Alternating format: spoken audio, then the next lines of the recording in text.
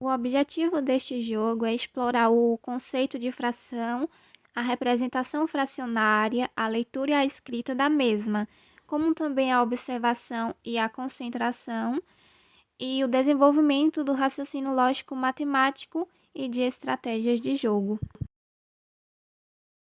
Os materiais utilizados foram moldes impressos, papel cartão, tesoura e cola.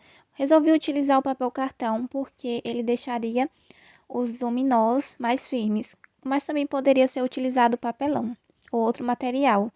Como fazer?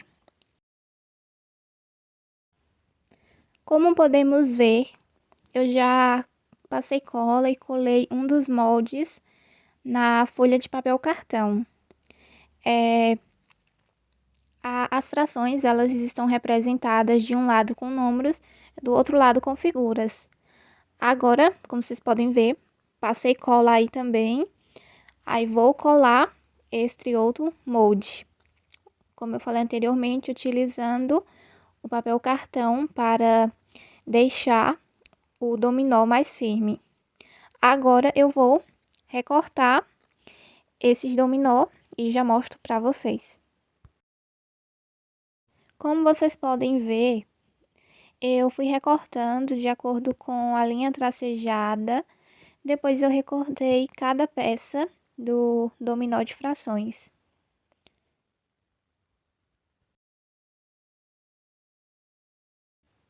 Neste jogo, como podemos ver, de um lado temos a forma escrita, do outro lado a forma visual. E como é que a gente vai jogar esse jogo? A gente vai colocar todas as peças viradas para baixo e vai embaralhar elas. Se forem 2 jogadores, cada jogador vai pegar 7 peças. Se foram 3, 4 ou 5 jogadores, cada jogador vai pegar 5 peças.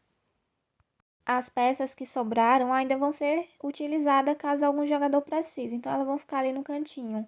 Um dos jogadores vai iniciar colocando uma peça na mesa, o próximo jogador vai colocar outra peça na mesa, de modo que as partes das peças que vão se encontrar representem um todo. Por exemplo, aí temos de um lado um inteiro, então a próxima peça embaixo de um inteiro vai ser a figura que represente um inteiro. Agora temos aí embaixo um quarto. Caso o jogador não tenha, ele vai pegar das peças que estavam lá separadas no cantinho até que ele encontre a forma visual de um quarto. Então é assim que vai sendo. O objetivo deste material é explorar os discos fracionados em partes de um inteiro a 12 avos ou mais, e assim montar frações equivalentes usando as frações que foram recortadas. Os materiais que foram utilizados foi papel cartão, os moldes impressos, também tesoura, lápis marcador e cola. Como fazer com os moldes já impressos? Eu passei cola no papel cartão, colei os moldes. Aí, como vocês podem ver no vídeo, peguei esse outro molde aí para vocês verem, já com cola no papel cartão, eu colei ele. E agora eu vou recortar esses discos. Eu comecei cortando os discos menores, depois eu cortei os discos maiores, assim como tá mostrando aí no vídeo. E após isso, eu cortei esses discos em partes iguais. Após isso, utilizando um lápis marcador, eu escrevi, na verdade cobri, né, a representação escrita de cada parte desse disco de frações, dividi o disco ao meio e assim eu fiz com os demais discos de frações.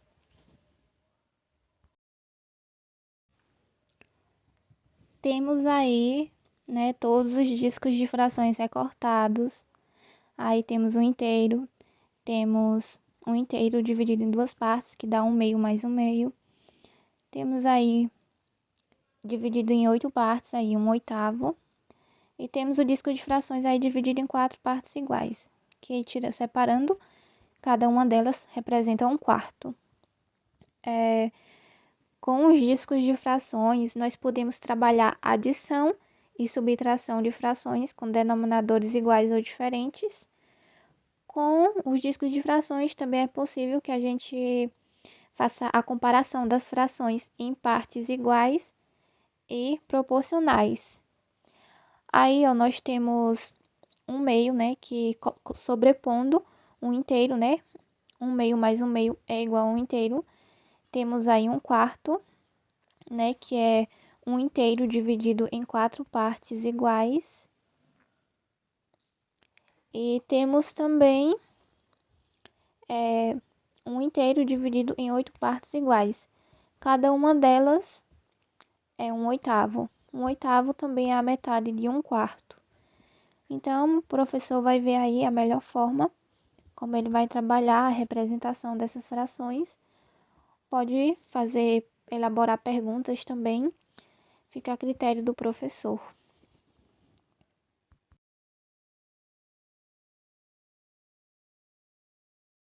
Olá pessoal, meu nome é José Rafael. Hoje eu vou explicar sobre a elaboração, a criação do jogo Memória das Frações. Para a criação deste jogo, eu utilizei uma tesoura, caneta, um lápis de cor vermelho e um lápis de escrever. Então, na criação deste jogo, eu desenhei aqui 2 tabelas, como podemos ver. Uma representando as somas e as subtrações de frações e outra tabela em forma de representação, forma de representação de cada uma destas frações aqui. Por exemplo, este primeiro aqui representa, no caso, a metade, um meio. E nesta outra tabela aqui a gente tem, dentro de cada um desses 16 quadradinhos, a gente tem um correspondente representando um meio. Assim como um terço, a gente vai ter aqui dentro dessa tabela aqui um quadradinho representando um terço e assim sucessivamente. E eu, no caso, neste caso aqui, eu recortei aqui e chegamos a estas cartelinhas aqui. Cada cartelinha desta está representado nesta tabela aqui. Assim como cada uma destas cartelinhas aqui está representado dentro desta tabela aqui. Então, por exemplo, aqui a gente tem virando, por exemplo, para jogar este jogo, um aluno virando uma tabelinha desta aqui, no caso 5 sextos menos 2 sextos, ele vai virar outra cartelinha aqui e olhar para ver se esta subtração representa esta representação aqui. No caso aqui, neste caso aqui, não representa, porque aqui dá 5 menos 2 dá 3, repete o denominador, fica 3 sextos. E aqui representa o todo. Então, o professor vai, vira de novo a cartelinha e passa a vez para o outro aluno. Até esses alunos irem encontrando os respectivos pares. Então, ganha quem obtiver o maior número de pares de cartas.